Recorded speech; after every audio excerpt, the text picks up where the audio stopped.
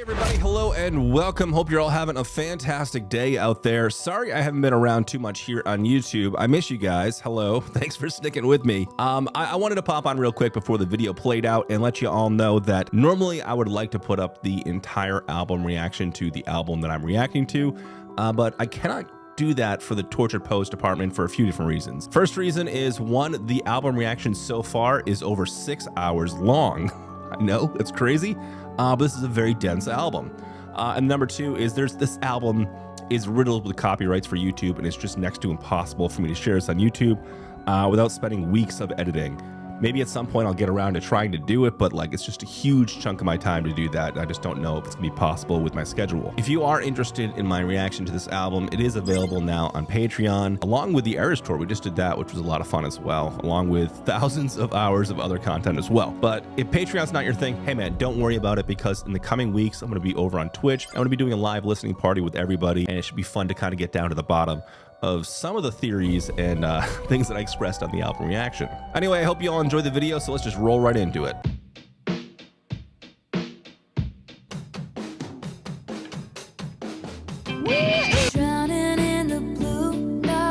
Who's got the remix for me? Maybe I'll just do it. I hadn't heard it in a while. My boredom's bone deep. This cage was once just fine. Am I allowed to cry?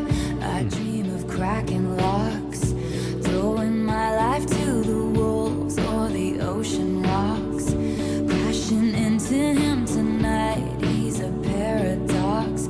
I'm seeing visions. Am I bad or mad or What is she saying? wise? What if he's written mine on my upper thigh, only in my mind? One slipping, falling back into the hedge maze. Oh, what a way to die. I keep recalling things we never did. Musty top lip kiss. How I long for our tryst without ever touching his skin. How can I be guilty as sin? Oh, I keep these longings locked in lowercase inside a vault. Someone told me there's no such thing as bad thoughts. Only your actions talk. These fatal fantasies, giving way to labored breath, taking all of me. We've already done it in my head. If it's make believe, why does it feel like a vow? We'll why is she telling me this? somehow. What if he's written mine on my upper thigh, only in my mind? Falling back into the hedge maze. Oh, what a way to die. My bedsheets are ablaze. I screamed his name, building up like waves, crashing over my grave without ever touching his skin. How can I be guilty as sin? What if I roll the stone away? They're gonna crucify me anyway. What if the way you hold me is actually what's holy? If long-suffering propriety is what they want from me, they don't know how you've haunted me so stunningly. I choose you and me religiously. What if he's written mine on my upper thigh, only in my mind? One slipping, falling back into the hedge maze. Oh, what a way to die. I keep recalling things we never did. Messy top lip kiss. How I long for our tryst without ever touching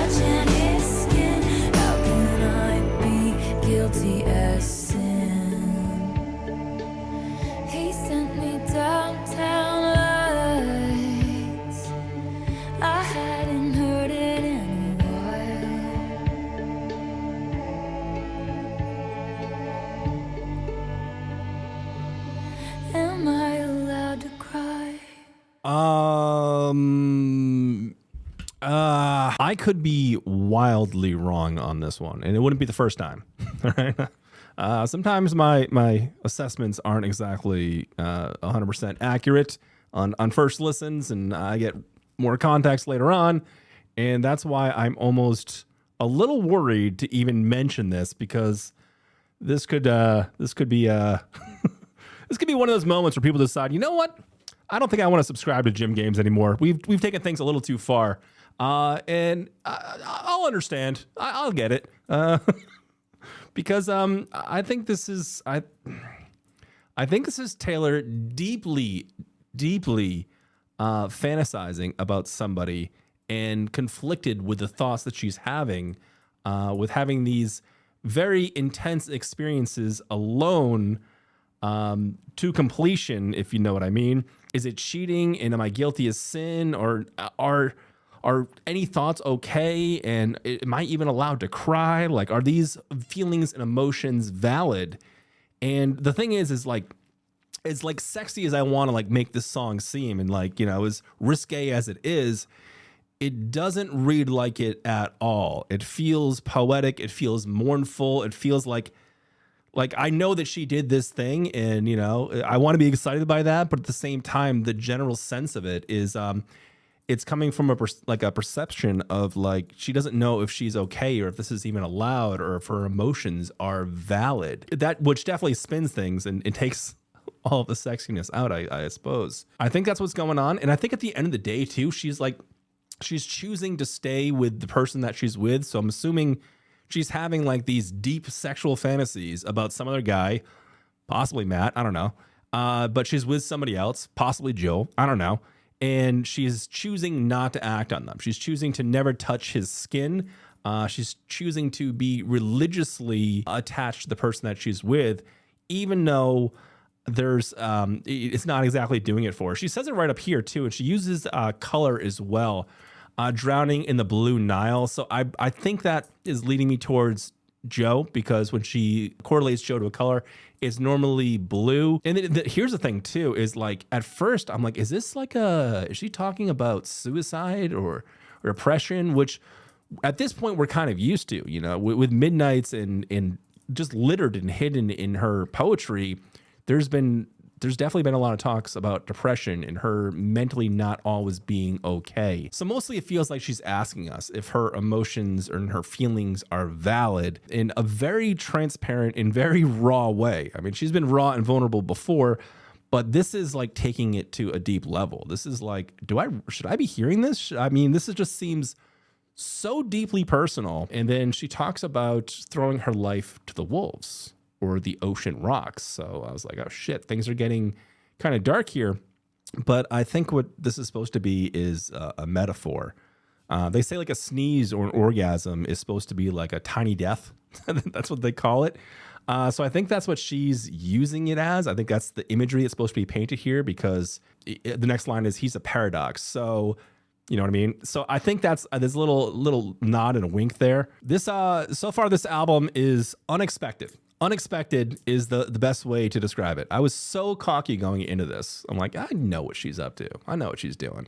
I expected a few twists and turns, but I was not expecting this. I've always viewed emotional affairs as just as bad, if not worse, than a physical affair. You know, a physical affair could just be like, oh, I made a stupid mistake and it was a one-time thing. But like an emotional affair is like, it's at a different level. You know, you're emotionally invested in that person. You're emotionally connected to them. And there's actual senses and actual feelings, and not just like this primal gratification to it. So in that aspect, I kind of understand what Taylor's saying. But the question is this guy that she's fantasizing about, like, also fantasizing about her in that way? And are they also having this emotional thing? Or is this just all in her head, all in her mind?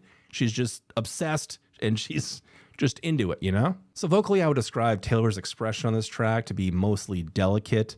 There are slight quivers and cracks that are supposed to convey vulnerability.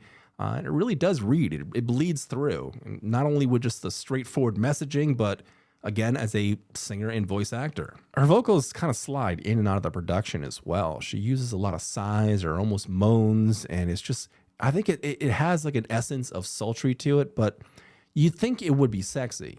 but it's not. It comes across as like mournfully poetic. I mean, she's not belting off high notes or going on these crazy runs. Instead, she shows more control and nuance with this one. But it just goes to show you that you don't always need that. Sometimes the quiet approach has the most dramatic impact. So yeah, sonically, it's seductive, but in my eyes, it comes across as more of like this sad dream. It's actually kind of bluesy. You have this nice, warm, inviting guitar. The beat is easy to follow. But you know what my favorite part is, honestly, sonically, through this whole thing?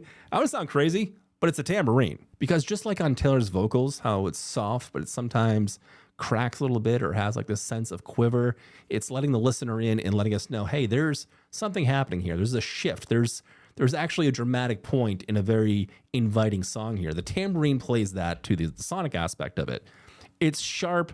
There's almost no decay. It's just this click. It's just, I don't know. It's a cool little addition to a groove forward bass melody without adding too much to it. It also, in a weird way, adds to the atmosphere as well. Without having too much reverb or having really any decay to it whatsoever, it just adds like a hard thud. It reminds me almost of like that pounding we got from Florida. It fits there within the beat. It fits there sonically and texturally within the music, but it adds a sense of sharpness and just like a crunch that you just almost wouldn't expect. You don't really think about it too much, but it's showing that there are cracks that are starting to open up in this song. It's just cool because the pads and the cinematics, they help elevate her voice because she's singing in such a thin way. And it's such almost like a meek way where she's like almost ashamed, which again is kind of crazy. So they help kind of elevate what's going on there. So having that contrast of just like that intense tambourine hit, right? And it's just right there on top of the claps. It's just right. It's nothing crazy or anything. It's just such a creative way to add even more tension to what's building. I know it's just one every once in a while, but to me, it's just like that perfect little cherry on top that kind of tells the whole story with something so little. But let's see what Darcy's going to say. Guilty as sin. Oh, guilty as sin, my beloved. In keeping with Taylor's hat tips to her birth year, the song Downtown Lights is from the Blue Nile's album Hats, which came out in 1989. Oh. Healy mentions loving the album in an interview. He sent me Downtown Lights. I hadn't heard it in a while. Feels like Taylor's way of saying she needs to get out of the basement, a la Bejeweled. Lyrically, this song is a rich celebration of desire, weaving religious references in with taboo secrets, moving in intensity from the confessional to the pulpit. My boredom's bone deep, this cage was once just fine, carries a complacency to it that hurts almost as much as her songs where the neglected partner shares her own loneliness. The chorus is catchy and poetic in the best of ways, emphasizing the intimacy of the way to die that she's imagining, which is then highlighted by the building waves of the verses. Dress walked, so guilty as sin could run, is what I'm saying. The bridge is a tone shift, a manifesto of sorts, maybe even a climax. Taylor is as explicit with her religious motifs as she was with her daydreams. She compares hiding the truth about her feelings for Healy as a sacrifice, something she knows she'd be attacked for being honest about. If long-suffering propriety is what they want from me, they don't know how you haunted me so stunningly. As a line that takes what we learned from Fresh Out the Slammer and brings it out of the tomb. I think I choose you and me religiously is underrated as a statement of just how many times she pictures him writing mine. Sonically, this song is a masterpiece to me. Her vocal tones are gorgeous. It's sexy as hell, and it feels like the beat is meant to set a rhythm almost, especially as it stays consistent right up to the bridge. The aural shift on the bridge to synth pad and choral harmonies really pays off when they all drop out for that last triumphant refrain. By the end of the song, the return to the beginning and mournful last line reminds us that fantasies just aren't enough. Favorite lyric: I keep these longings locked in a lower case inside a vault. Interesting. Okay. So yeah, Dress would have been another cool one. It's cool, man. It's cool hearing different perspectives as to songs and what you enjoyed for them. You know, like you enjoying the way that like the structure and the pads and how that was heightening the tension and building and how you found her voice to be a little bit more seductive and sexy than I did. It's just, it just goes to show you, man, we all have different opinions and we all experience the medium of this art differently.